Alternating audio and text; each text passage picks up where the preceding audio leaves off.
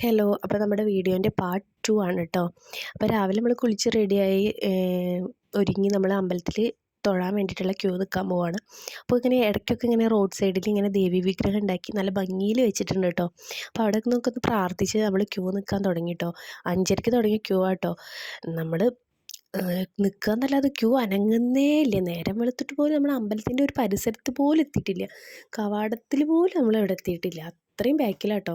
നല്ല തിരക്കുണ്ട്. പിന്നെ ഒരുപാട് പേരുണ്ടല്ലോ വരി നിൽക്കാതെ എന്തെങ്കിലും തിരക്ക് വരുമ്പോൾ ക്യൂവിൽ കയറി നിൽക്കുന്നുണ്ടായിരുന്നു കേട്ടോ.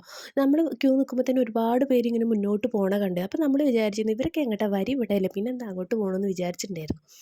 പക്ഷെ ഒരുപാട് പേര് വളരെ മോശമായി തോന്നി കേട്ടോ. കാരണം നമ്മളൊക്കെ ഒരുപാട് ദൂരത്തു നിന്ന് വന്ന് എത്രയോ പേര് വന്നിട്ട് ഈ വെയിലും കൊണ്ട് ഈ ക്യൂ നിൽക്കണത് നമ്മളൊക്കെ ദേവീനെ തൊഴാൻ വേണ്ടിയിട്ടില്ല. അപ്പോൾ അവർ എളുപ്പപ്പണി എടുക്കും. വളരെ മോശമായി തോന്നി. പോലീസുകാരോട് പറഞ്ഞപ്പോൾ അവർ പറഞ്ഞ് ലൈന് ഗ്യാപ്പ് കൊടുക്കാതെ നിൽക്കുക എന്ന് പറഞ്ഞു.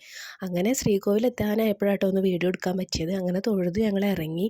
ഫുഡ് ഞങ്ങൾ ഹോട്ടലിൽ നിന്നാട്ടോ കഴിച്ചത്. ഞങ്ങൾക്ക് അറിയണ്ടായിരുന്നില്ല അവിടെ അടുത്ത് ഫുഡ് കൊടുക്കണത്. ആ ഓട്ടോക്കാരനും പറഞ്ഞില്ല. അങ്ങനെ പിന്നെ ഞങ്ങൾ ഫുഡ് ഹോട്ടലിൽ നിന്ന് കഴിച്ചിട്ടില്ല കേട്ടോ. പിന്നെ ഒക്കെ ഞങ്ങൾ അമ്പലത്തിൻ്റെ അടുത്ത് നിന്ന് തന്നെയാണ് കഴിച്ചത്. പിന്നെ ഞങ്ങൾ പോയത് പത്മനാഭസ്വാമി ക്ഷേത്രത്തിലേക്കാട്ടോ. ഞങ്ങൾ ഒന്ന് റൂമിലെത്തി ഒന്ന് റെസ്റ്റൊക്കെ എടുത്തതിന് ശേഷമാണ് ഞങ്ങൾ പത്മനാഭസ്വാമി ക്ഷേത്രത്തിലേക്ക് പോയത്. പിന്നെ ഞങ്ങൾ കുറച്ച് ഫോട്ടോസും അതൊക്കെ വീഡിയോസൊക്കെ എടുത്തു. പിന്നെ ഉള്ളിലേക്ക് അമ്പലത്തിൻ്റെ ഉള്ളിലേക്ക് ഫോട്ടോ ഒന്നും എടുക്കാൻ പറ്റില്ല. കാരണം ഫോണൊന്നും കൊണ്ടുപോകാൻ പറ്റില്ല. അങ്ങനെ അവിടെയും നല്ല തിരക്കായിരുന്നു കേട്ടോ. പിന്നെ ഞങ്ങൾ പായസം ബോളിയും പായസവും അവിടെ ഉണ്ടായിരുന്നു. അപ്പോൾ അതൊക്കെ ഒന്ന് ട്രൈ ചെയ്തു. അതിന് ശേഷം നമ്മൾ വീണ്ടും ആറ്റുകാലിലേക്ക് എത്തിയിട്ടോ. ആറ്റുകാലിൽ ഒരുപാട് ജനങ്ങൾ വന്നിട്ടുണ്ട്. കുറേ നടന്ന് തളർന്നപ്പോൾ നമ്മളിവിടെ ഒരു ഗ്യാപ്പ് ഉണ്ട്. ഇവന് കോഴിക്കുട്ടികളെ വിൽക്കുന്നുണ്ടായിരുന്നു. അപ്പോൾ അവിടെ ഒരു ഗ്യാപ്പ് ഉണ്ട്. അപ്പോൾ അവിടെ ഇരുന്നു കേട്ടോ ഞങ്ങൾ. പിന്നെ കുറേ ഡാൻസ് പ്രോഗ്രാമുകളൊക്കെ ഉണ്ടായിരുന്നു കേട്ടോ. കുറച്ച് നേരം അതും കണ്ട് അവിടെ നിന്ന് പിന്നെ നമ്മൾ റൂമിലേക്ക് പോയിട്ടോ.